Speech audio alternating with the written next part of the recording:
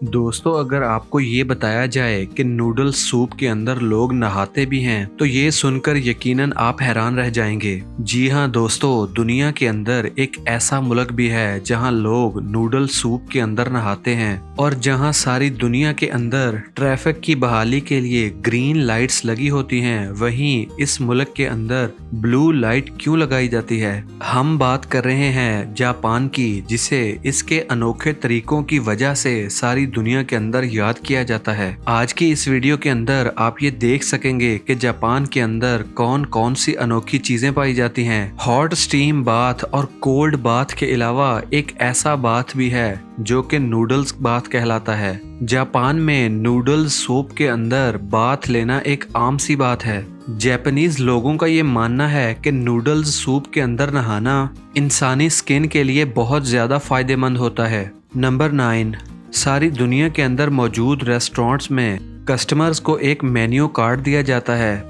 जिसमें सारी डिशेस के नाम लिखे होते हैं और साथ उनकी फोटोज भी प्रिंटेड होती हैं। लेकिन जापान के रेस्टोरेंट्स के अंदर जाली खाने बनाकर उन्हें शीशे की अलमारियों में रखा जाता है ताकि कस्टमर्स बाहर से ही अट्रैक्ट हो जाएं। ये फेक मील्स रेजन और वैक्स जैसे मटेरियल्स के साथ बनाई जाती हैं, लेकिन देखने में ये असली खानों से कहीं ज्यादा अट्रैक्शन वाली होती हैं। नंबर 8, पूरी दुनिया में मशहूर किटकैट चॉकलेट आपने कभी ना कभी जरूर खाई होगी, लेकिन जापान के अंदर किटकैट चॉकलेट की अजीब फ्लेवर्स की एक लंबी लिस्ट मौजूद है। जापान में किटकैट का सबसे ज्यादा सेल होने वाला फ्लेवर किटकैट चिली पेपर है। इसके अलावा sweet potato, corn, soybean, watermelon, mango और किटकैट ग्रीन टी फ्लेवर शामिल हैं। याद रहे कि जापान के अंदर बनने वाली तमाम किटकैट्स में से ये चंद किटकैट्स हैं जिनके नाम आपको हमने इस वीडियो के अंदर बताए हैं। नंबर 7,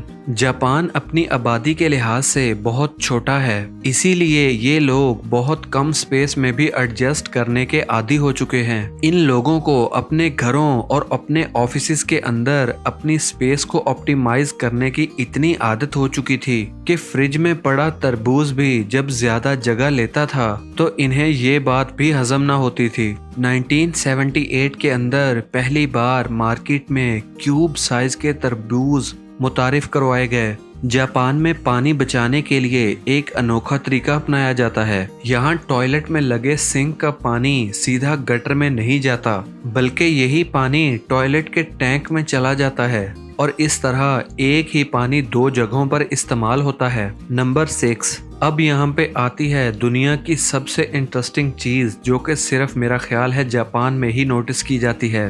बहुत से मुल्कों के अंदर चाय पीते वक्त या कुछ खाते वक्त मुंह से आवाज निकालना बुरा समझा जाता है, लेकिन जापान के अंदर बिल्कुल इसका उलट होता है। नूडल्स या सूप पीते वक्त अगर कोई इस तरह की आवाज ना निकाले तो शेफ को ये लगता है कि शायद इसे खाना अच्छा नहीं लगा। ये आवाज, जिसे स्लपिंग कहा जाता है, जापान में इस आवाज को शेफ को शाबाशी देने के लिए भी निकाला जाता है। नंबर 5, जापान के कल्चर में ये पूरी कोशिश की जाती है कि नंबर 4 को अवॉइड किया जाए, क्योंकि जापानीज का ये मानना है कि नंबर 4 बहुत ज्यादा अनलकी होता है। इसीलिए हर वो चीज जिसके अंदर नंबर 4 आता है उसे जापान के अंदर अवॉइड किया जाता है। किसी भी इवेंट में 4 गेस्ट नहीं बैठ सकते। रेस्टोरेंट्स की टेबल 4 नहीं बल्कि 3 या 6 की अरेंजमेंट्स में होती हैं। हत्ता कि जापान के अंदर 4th फ्लोर का एलिवेटर्स में बटन ही मौजूद नहीं होता।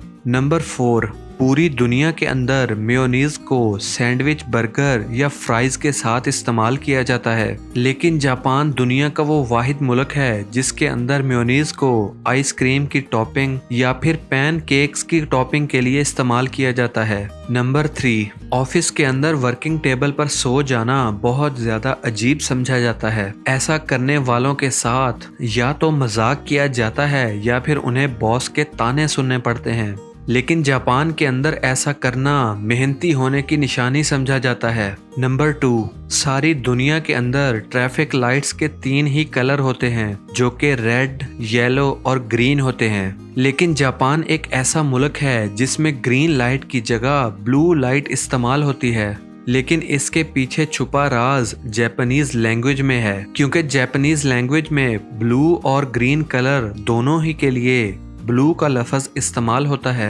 1973 में इंटरनेशनल स्टैंडर्ड पर पूरा उतरने के लिए और इस कंफ्यूजन को कम करने के लिए जापानीज ने ब्लू और ग्रीन के बीच का एक कलर अपनी ट्रैफिक लाइट्स में इस्तेमाल करने का फैसला किया। और अब नंबर 1, हम में से बहुत से लोगों ने अक्सर ही रेस्टोरेंट्स के अंदर अकेले बैठकर भी खाना खाया होगा और शायद ये काम सारी दुनिया के अंदर बहुत कॉमन है। लेकिन जापान के अंदर अगर आप किसी रेस्टोरेंट में अकेले बैठकर खाना नहीं खाना चाहते तो मैनेजमेंट के पास आपकी तन्हाई दूर करने के लिए स्टफ्ड कार्टून का इंतजाम भी होता है, जिन्हें अपने सामने वाली सीट पर रखकर अपनी तन्हाई को खत्म किया जा सकता है, जैसा कि आप इस फोटो के अंदर भी देख सकते हैं। मैं उम्मीद करता हूँ कि जापानीज के मुतल्लिक ये हैरत अंगेज फैक्ट आपको जरूर पसंद आए होंगे।